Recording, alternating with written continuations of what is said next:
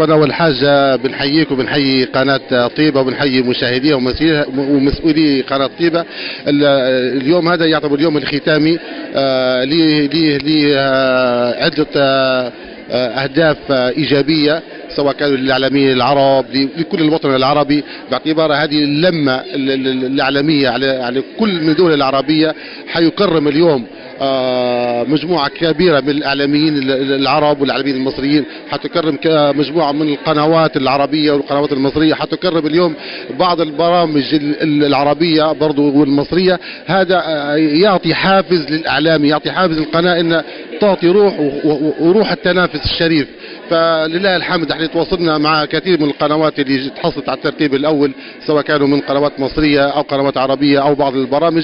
فهذا في هذه المناسبه اليوم باعتبار ان الامين العام المساعد لاتحاد العالمين العرب، فبنهنيهم وبنبارك لهم هذا التكريم وهذا التتويج، ويعتبر هذا التتويج لكل التتويج العربي الصراحه يعني.